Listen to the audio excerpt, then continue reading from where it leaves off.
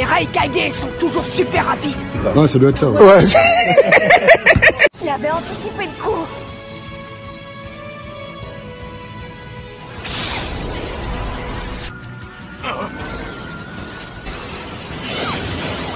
À cette distance, je vais l'avoir.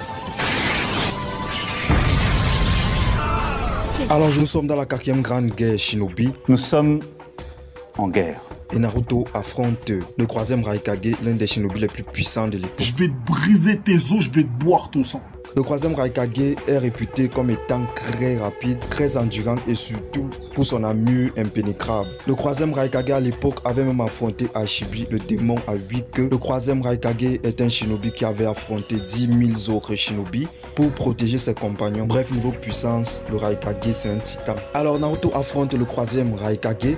Et même avec ses attaques surpuissantes de Futon, il ne parvient pas à pénétrer la mue du 3e Raikage. Naruto est le plus grand utilisateur de Futon et malgré ses attaques, il ne parvient pas à détruire la mue impénétrable du Raikage. Personne ne me touche. C'est alors en ce moment que Naruto va remarquer une cicatrice au niveau du torse du 3e Raikage. C'est quoi cette merde? Et le gars va se poser des questions du genre, si le mec a une armure indestructible, comment il a eu cette cicatrice là? Ça veut dire que son armure a une faille. Ouais, ça doit être ça. Ouais. Après, Naruto va discuter avec Hashibi, qui est le démon qui avait combattu contre le Raikage. Bref, le gars, il veut savoir comment Hashibi avait fait pour blesser le 3e Raikage. Sauf que Hashibi va lui dire que voilà, c'est pas moi qui l'ai blessé. Dans leur combat, les deux étaient hyper fatigués. Et juste après ce combat, le 3e Raikage avait une blessure au niveau du torse. Mais Hashibi confirme que c'est pas lui qui avait causé cette blessure-là. Alors après ces déclarations d'Hashibi, Naruto va se remettre au combat contre le 3e Raikage. Et c'est à cet instant que Naruto va avoir une idée de malade. Naruto va charger le 3e Raikage avec un Rasengan. Et le Raikage de son côté va également charger Naruto. Et c'est à ce moment que quelque chose de vraiment chaud là va se produire. Grâce à son agilité, son intelligence et sa compréhension du combat, Naruto va se servir de son Rasengan pour détourner le bras du Raikage contre lui-même. Et le bras du Raikage transperça sa propre poitrine. Oh merde! Oh, c'est con ça! Trop bête. Quelle indignité.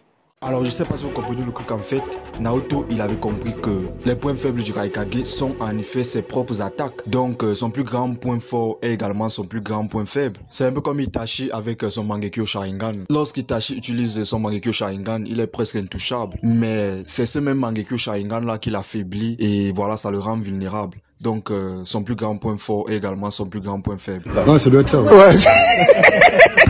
Bref, dans ce combat, Naruto choqua le monde avec son intelligence. Au fait, sais-tu quel jour nous sommes demain?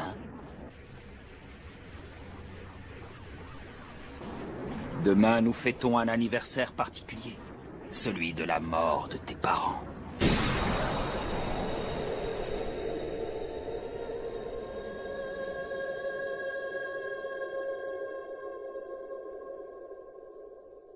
Oh, qu'est-ce que c'est que ce truc? Ici nous sommes toujours dans la 4e grande guerre Shinobi et Obito étant devenu le Jinchuriki de Jubi est en train d'affronter toute l'alliance. De ce fait il va enfermer tout le monde dans le feu des Uchiwa et par la suite il active les bijoux d'Ama de Jubi pour exterminer toute l'alliance d'un seul coup. Oh, qu'est-ce que c'est que ce truc? Ta gueule! Ainsi donc toute l'alliance Shinobi se retrouve donc piégée. Et même les plus grands génies comme Tobirama, Minato, Sasuke ou encore Shikamaru n'avaient complètement aucune idée pour se sortir de cette situation-là. Trop bête. C'est alors à cet instant que le grand génie de Naruto va se déclencher. Quoi?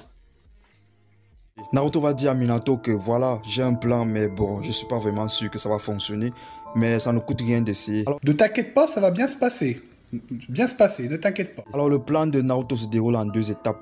Premièrement, le chakra de Minato doit entrer en résonance avec celui de Naruto. Et deuxièmement, Minato doit tout simplement se téléporter hors de la barrière qui l'enferme. Alors à notre grande surprise, lorsque les bijoux d'Ama que Obito avait déclenchés ont explosé, toute l'alliance Shinobi était saine et sauve parce que toute l'alliance Shinobi était désormais hors de la barrière. Quoi? Shikamaru, Tobirama, Sasuke, Minato, bref, tout le monde était carrément plongé dans la stupeur. Ah bah c'est tout simplement une hallucination collective.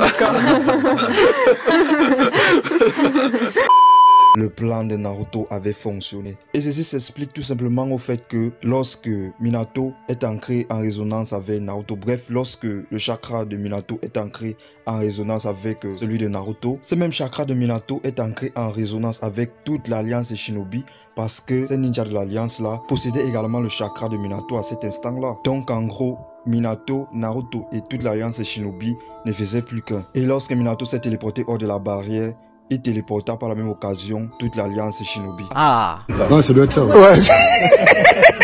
Et puis soudain ça arrive. Oh. Eh ben voyons. À cet instant-là, Naruto avait choqué le monde avec son plan de malade. Et grâce à son père Minato Namikaze, son plan avait fonctionné à la perfection. De ce fait, Naruto choqua le monde. Ici, nous sommes dans le combat Naruto contre Pain.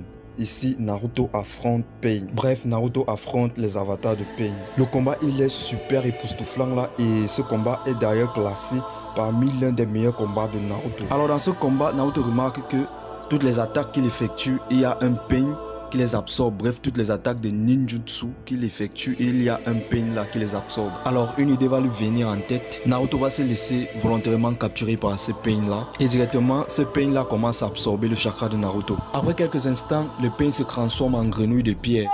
C'est quoi cette merde? Mais c'est immonde. C'est de la merde. Parce que celui-ci avait absorbé beaucoup de chakras de senjutsu des crapauds. Mais voilà, mais c'était sûr en fait. C'était sûr. Naruto avait su que ce plan allait bel et bien fonctionner parce que la même chose avait failli lui arriver lorsqu'il s'entraînait au senjutsu dans le mont Myoboku. Bref, Naruto choqua le monde.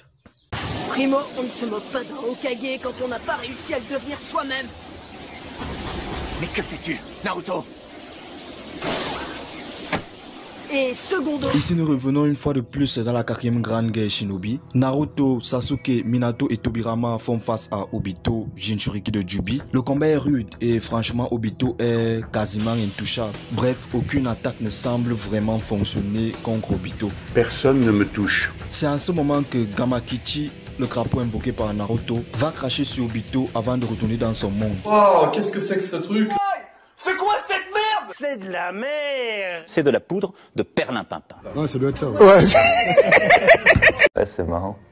Juste après, Naruto aura un éclair de génie de vrai malade. De ce fait, Naruto va consacrer son Rasengan. Et Tobirama, en regardant Naruto consacrer son Rasengan, avait directement compris que Naruto a une idée en tête. De ce fait, Tobirama a téléporté Naruto dans le dos de Obito. Et par la suite, Naruto va appliquer son Rasengan dans le dos de Obito avec puissance. Ce Rasengan de Naruto était la première attaque qui avait atteint Obito, Jinchuriki de Jubi dans cette guerre. Minato, qui est réputé comme étant un vrai génie, n'avait rien compris. Trop bête. Même Sasuke, qui est reconnu pour son intelligence au combat, n'avait rien compris. Mais quant à Naruto, il avait tout compris. Il avait compris que les attaques de Senjutsu fonctionnent contre Obito. Et ceci a été possible grâce à la dernière attaque de son invocation Gamakichi, juste avant de s'en aller au mont Myoboku. Donc déjà à ce stade-là, vous devez comprendre que Naruto c'est un sale génie. Tous ceux qui disent que Naruto est stupide, Naruto c'est un TB, franchement je ne sais pas sur quoi vous basez pour dire ça.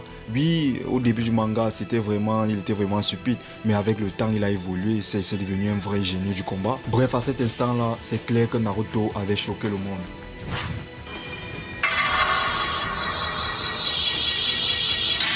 Ici nous sommes maintenant au pays de la vague. J'adore l'eau.